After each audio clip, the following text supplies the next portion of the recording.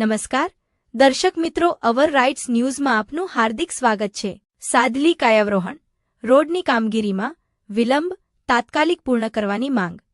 સાદલીથી કાયાવરોહણ તરફ જતા મુખ્ય માર્ગની કામગીરી ધીમી ગતિએ ચાલી રહી હોવાના કારણે વાહન ચાલકો ભારે હાલાકીનો સામનો કરી રહ્યા છે।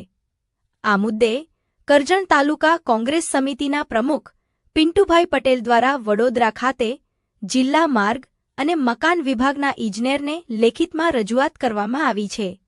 માહિતી મુજબ 22 સપ્ટેમ્બર 2025ના રોજ આસો નવરાત્રિના પ્રથમ નોરતે સાદલી કાયાવરોહણ પોરને જોડતો 7 મીટર પહોળો માર્ગ 10 મીટર કરવાનો પ્રોજેક્ટ આશરે ₹57 કરોડના ખર્ચે મંજૂર કરવામાં આવ્યો હતો। આ માર્ગનું ખાતમુહૂર્ત ધારાસભ્ય અક્ષયભાઈ પટેલ અને શૈલેષભાઈ મહેતા દ્વારા સંયુક્ત રીતે કરવામાં આવ્યું હતું।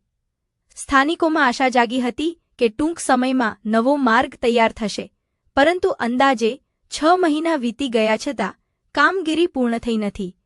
માર્ગ પર ઉડતી ધૂળ અને અપૂર્ણ સ્થિતિને કારણે ખાસ કરીને દ્વિચક્રી અને નાના વાહન ચાલકો માટે મુશ્કેલીઓ ઊભી થઈ રહી છે। પિન્ટુભાઈ પટેલે રજૂઆતમાં જણાવ્યું છે કે જાહેર જનતાના હિતમાં રોડની કામગીરી સમયમર્યાદામાં પૂર્ણ કરવામાં આવે। તેમણે ચેતવણી આપી છે કે જો 7 દિવસમાં કામગીરીમાં ગતિ નહીં લાવવામાં આવે તો તેઓ પ્રતિક ધરણા પર બેસશે। નમસ્કાર, હું પિન્ટુ પટેલ વેમાડી। જે સાદલી કાયાવરોહણ રોડ છે એની કામગીરી કાચબા માફક જે ચાલી રહી હતી એને લઈને આજે 6 માસ થઈ ગયા છે। 6 માસ સુધી હજુ સુધી કામગીરી કરવામાં આવી નથી રહી।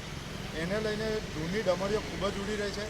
ત્યારે સ્થાનિક પ્રશાસન દ્વારા હજુ સુધી કામગીરી ચાલુ કરવામાં નથી આવી। ત્યારે આજે અમે લેખિતની અંદર રજૂઆત કરી છે માર્ગ અને મકાન વિભાગને વડોદરા ખાતે, અને એમને જણાવ્યું છે કે વહેલામાં વહેલી તકે આ કામગીરી ચાલુ કરવામાં આવે।